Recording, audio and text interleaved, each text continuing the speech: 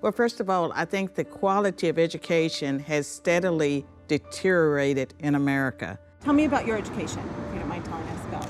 So I was a military kid. I went to a bunch of public schools, and I would say my education is pretty mediocre. My math and science skills are like pretty low, probably, like based on, I don't know if it's like lower than average, but like, what's that saying, you know?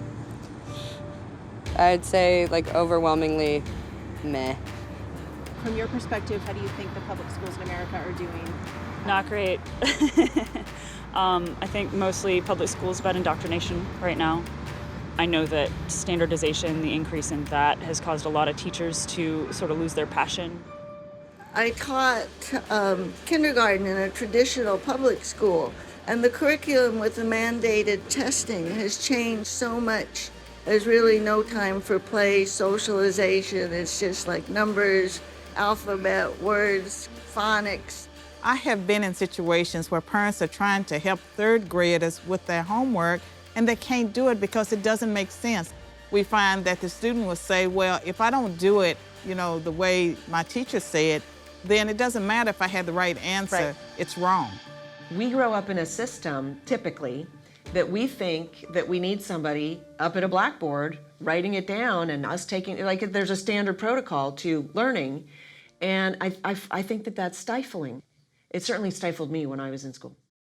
I, for one, was a child who was pretty much always just painfully bored in school. I just remember most of school was about how to survive this excruciating boredom and staying in one spot, and you couldn't work ahead, you couldn't do anything other than what everybody else was doing.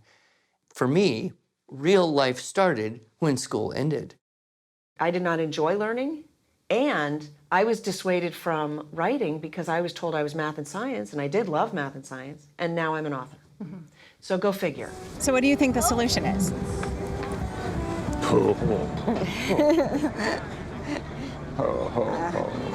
I don't have any solutions, but it's definitely not going well.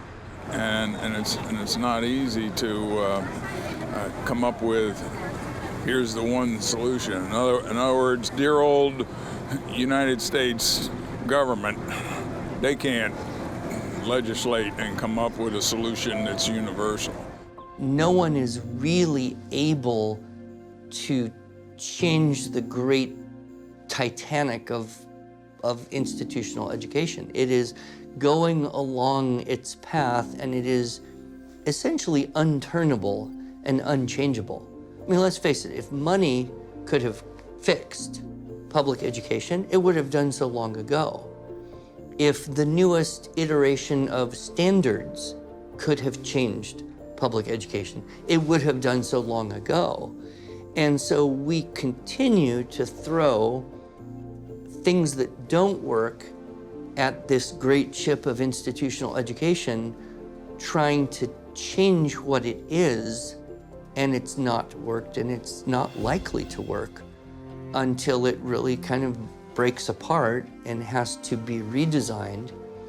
And in the meantime, what's happening, people are not waiting for it to sink and break apart. They're jumping off and finding other ways to get where they want to go.